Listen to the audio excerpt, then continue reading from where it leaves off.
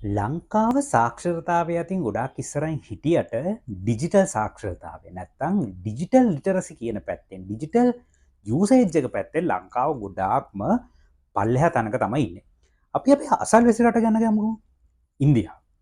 ඉන්දියාවේ පුංචි කඩයක් ඒකැන අපි සාමාන් විදිර කියනවා පෙට්ටි කඩයක පවා ඉන්දියාවේ ඩිජිටල් පේමන්ස් ඇක්සෙප් කරවා පටම් වගේ ඒවග ක්‍රඩිට් කාඩ් ඩෙබිට් කාඩ් ඒවගම digital wallets Samsung pay Apple පේ Google පේ මේ වගේ ඩිජිටල් පේමට පොලත්සුත් මේ රටේ එච්චර හොඳ සාක්ෂරතාවයක් නැති වුණත් ඩිජිටල් සාක්ෂරතාව පැත්තෙන් ඉන්දියාව ගොඩක් ඉස්සරහින් ඉන්නවා ඩිජිටල් ඉම්පලිමෙන්ටේෂන් වලදත් ඉන්දියාව ගොඩක් ඉස්සරහින්ද ඉන්නවා කියනක තමයි අපිට දකින්න තියෙන්නේ. ඉතින් ලංකාවේ ඇයි මේ ඩිජිටල් පේමන්ස් කියනදේ ඉම්පලිමෙන්ට් කරන ගොඩක් අමාරුනේ විශේෂයම තමයි ලංකා මිනිසුන්ගේ තාමත් තියෙනවා මේ ට්‍රඩිෂනල් තිංකින් එක සල්ලි වලින් තමයි මේ ගන්දුන් සියල්දේම කරන්න ඕන මේගොල හිතන සල්ලි තමයි සුරක්ෂිතම දේ විදිහට අපි හොඳට බැලුවොත් ලංකායි තියෙන ප්‍රධාන පෙළේ ශොප්සල පවා තාම ඩිජිටල් පේමන් සැක්ෂප් කරන එක හරිම අඩු විදිහට තමයි තියෙන්නේ. ගොඩාක් දුරට උත්සාහ කරන්නේ කෑෂ් වලින් ගොඩාක් ට්‍රාන්සැක්ෂන් කරා. ඒ වගේ මිතම නීති විරෝධී දෙයක් සිද්ධ වෙනවා. සමහරවිට ඔයා කාඩ් එකකින් පේමන්ට් එකක් කරන්න ගියොත් ඒ මර්චන්ට් කමිෂන් එක ඔයාගෙන් චාර්ජ් කරනවා. ඒක සාමාන්‍යයෙන් නීතිය අනුව කරන්න බෑ. නමුත් මේ ලංකාව තාක්ෂණයට ඇඩැප්වීමේ ක්‍රමවේදය යම් ප්‍රමාණයක දැම් වේගවත්වීමක් සිද්ධ වෙලා තියෙනවා. ඉතින් මේ අලුතෙන් විච්ච එක ට්‍රන්ස්මේෂන් නැක මේ ඩිජිටල් ට්‍රන්ස්මේෂන් ගැන අද දන්න සිංහලෙන් බිස්නස් YouTube වීඩියෝ සිරිසගේ වාට දැනුවත් කරන්න යන්නේ. ඉතින් ඒ ගැන වැඩිවැඩියෙන් දැනගන්න තවත් රැඳී ඉන්න දන්න සිංහල බිස්නස් YouTube වීඩියෝ සිරිසත් එක් ම වීඩියෝ පටන්ගන්නකොටම සඳහන් කරාවගේ මේ ලංකාවේ අලුතෙන් ඩිජිටල් ට්‍රන්ස්මේෂන් එකක් සිද්ධවෙමින් පවතින.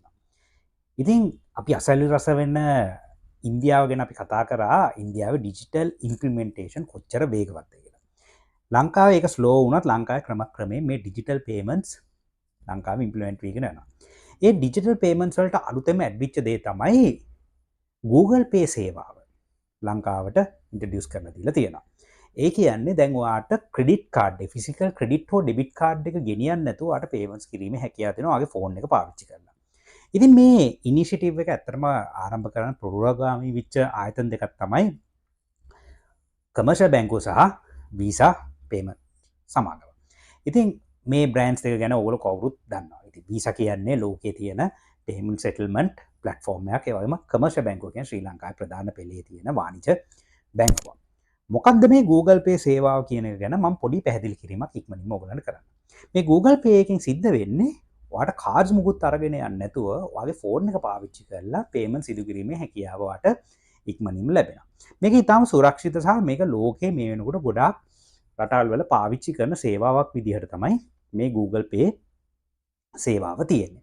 ඉතින් මේ Google Pay සේවාව ඔයාට ලබා ගන්නවා නම් මේක වැදගත්ම වෙන දේ තමයි ඔයාට අනිවාර්යෙන්ම NFC enabled Android phone එකක් තියෙන්න ඕනේ.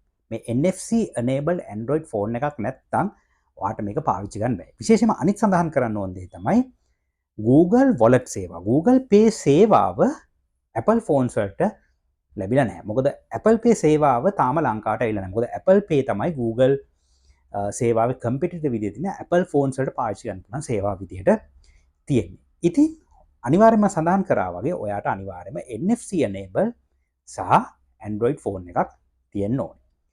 අනිත් දේ තමයි මේ සේවාව තාම ලංකාවේ බැංකුව වලින් පටන් අරන් තියෙන කමර්ෂල් බැංකුව පමණයි. ඒ කියන්නේ කමර්ෂල් බැංකුවේ ක්‍රෙඩිට් හෝ ඩෙබිට් කාඩ් පතක් තිබුණොත් විතරයි ඔයාට මේ සේවාව ඇක්ටිව් කරගන්න හැකියාව තියෙන්නේ. ඔයා මේ සේවාව ඇක්ටිව් කරගන්නකොට ඔයාට කරන්න ඕන ස්ටෙප්ස් කීපයක් තියෙනවා. පළවෙනි දේ තමයි අර මම සඳහන් කරා වගේ ඒ අදාළ ක්‍රෙඩිට් හෝ ඩෙබිට් කාඩ් එකක් කමර්ෂල් බැංකුවේ තියෙන්න ඕනේ. ඒ වගේම NFC enabled Android phone එකක් තියෙන්න.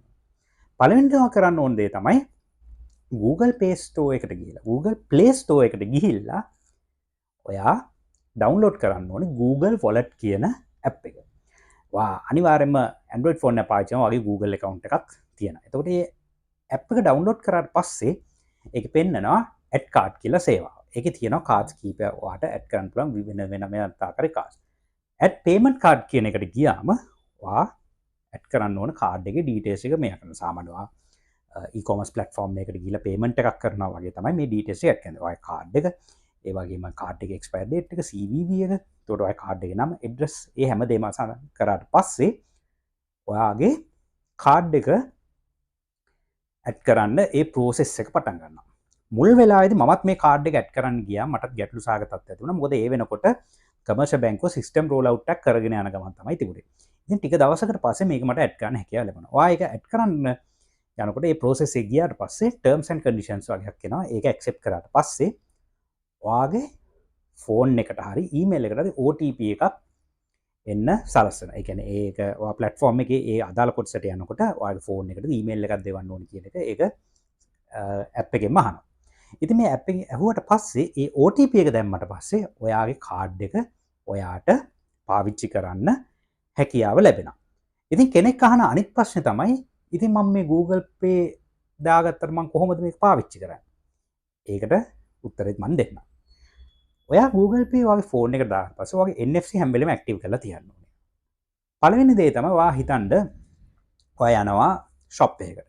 ඔයා කාඩ් එකෙන් වෙනදා වගේ පේමන්ට් එක කරන්න යනකොට ඒගොල්ලෝ අහනවා කාඩ් එකෙන් පේ කරන්නේ කෑෂ් වලින්ද කියලා. ඔයා කාඩ් එකෙන් පේ කරනවා කියන එක අනිවාර්යයෙන් ගියා. මොකද තාම ලංකාවේ මිනිස්සුන්ට මේක හුරු වෙලා නැති නිසා Google Pay වලින් පේ කරනවා කියවට ඒගොල්ලන්ට ඒක අදහසක් නැති වෙන්න පුළුවන්. ඒකට ඒගොල්ලෝ කියන්නේ මේම ගෙවන්න බෑ කියලා. එතනදී ඔයාලට කරන්න තියෙන්නේ ඔය කාඩ් එක ඒ අදාළ පොස් සිස්ටම් එකේ ඒ amount එක එන්ටර් වුණාට පස්සේ ඒ කාඩ් මැෂින් එකට ඔයාගේ ෆෝන් එක ටැප් කරන්න විතරයි තියෙන්නේ. ඉතාලම සරලයි. ඔයාගේ පේමන්ට් එක ඔක්කොම through වෙලා ඉවරයි. ඔයාට පේමන්ට් එක සම්බන්ධයෙන් notification එකකුත් ඔයාගේ app එකට එනවා. ඒ විදිහට තමයි මේ Google Pay සේවාව සකස් වෙලා තියෙන්නේ. දැනට මේ වෙනකොට ගොඩාක් කාඩ්ස් වලට මේක ඇක්ටිව් වෙලා තියෙනවා. සමහරට ඔයාලට මේක ඇඩ් කරන්න ගියාම පොඩි පොඩි ගැටලු ඒ ගැටලුවක් ආවොත් කමෙන්ට් සෙක්ෂන් එකේ දාන්න අනිවාර්යයෙන්ම මම පුළුවන් විදිහට ඔයගලන්ට උත්තර දෙන්නම්. ඉතින් මේ අලුතෙන් ආරම්භ වෙච්ච මේ සේවාව කොච්චර අපිට වැදගත් වෙනවද කියලා කියනවනම් අපි අපේ අතේ මුදල් ගෙනියන ප්‍රමාණය අපිට ගොඩාක් අඩු කරගන්න පුළුවන්. ඒ වගේම අපිට කාඩ්ස් ගොඩාක් පාවිච්චි කරන්න අවශ්‍යතාවයක් වෙන්නේ අපේ වොලට් එක ඇතුලේ. ඒ වගේම ව්‍යාපාරයක් කරන කෙනෙක් විදියට උනත් ඕගොල්ලන්ට කෑෂ් හැන්ඩ්ලින් කියන ක්‍රමක්‍රමයෙන් අඩු වෙන්න පටන් ගන්නවා. මිනිස්සු පාරිභෝගිකයෝ Google Pay වගේ සේවාවන් පාවිච්චි කරන්න ගත්තා.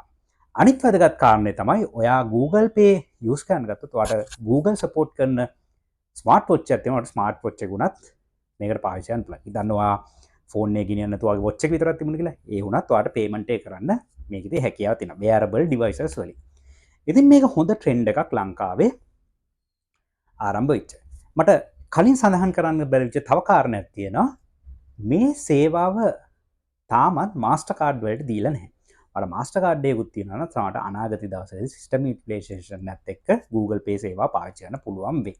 ඉතින් මේක හොඳ ට්‍රෙන්ඩ් එකක්. ඕගොල්ලොත් මේක පාවිච්චි කරලා බලන්න. ඕගොල්ලන්ගේ අත්දැකීම කියන්නේ මේක පේමන්ට් එක කරන්න ගියා. මේ අත්දැකීම් සියල්ලම අපිට පුළුවන් අදාළ පාර්ශ්ව වලට ගෙනියලා මේක තව සේවාව ඉම්ප්‍රූව් කරගන්න. මේ වගේ සේවාවක් ලංකාවට ආපු එකක් තමයි. අපි බලාපොරොත්තු වෙන ඉස්සරහට Samsung Pay, Apple Pay වගේ සේවාවලුත් ලංකාවට එයි කියලා. ඉතින් මම හිතනවා මේ දන්න Sinhala business YouTube video series එකේ මේ වීඩියෝ එක ඔයගලට ගොඩාක් වැදගත් වෙයි කියලා. ඉතින් අපේ channel එක subscribe කරන්න, bell icon එක click කරන්න. ඒ වගේ මේ වීඩියෝ වලට ගොඩාක් වැදගත් වුණා like එකක් දාන්න. මේ වගේම තවත් වැදගත් වීඩියෝස් ඉදිරි දිනවලදී ගේන්න අපි බලාපොරොත්තු වෙනවා. එහෙනම් ඕගලන්ට සුබ දවසක්.